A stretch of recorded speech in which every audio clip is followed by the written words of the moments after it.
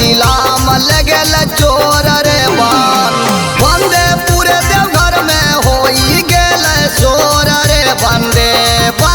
पूरे देवघर में होई गेल शोर रे बंदे बाबा भोला के चिलाम लगल चोर रे बंदे बाबा भोला के चिलाम लगल चोर रे बंदे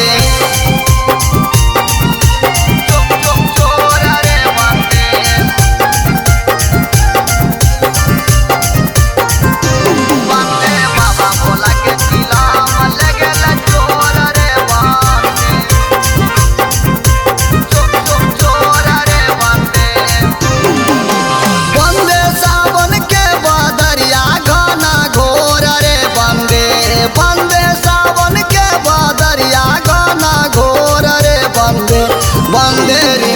रिम झिम बरसे चारों ओर रे बंदे रिम झिम बरसे चारों ओर रे बंदे सुल्तानगंज से अइली जिलेबिया मोर रे बंदे सुल्तानगंज से अइली जिलेबिया मोर रे बंदे चलते होई गेलै भोर रे बंदे चलते होई गेलै भोर रे बंदे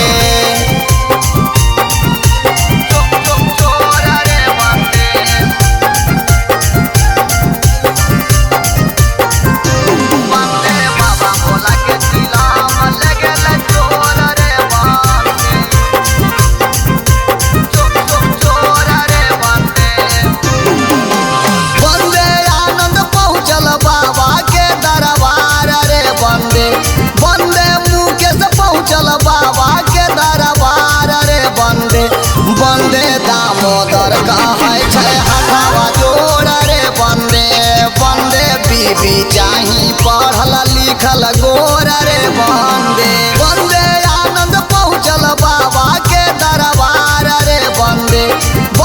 मुकेश पहुँचल बाबा के दरबार रे बंदे दामोदर कहै छै हथवा जोड़ रे बंदे बीबी चाही पढ़ल लिखल गोर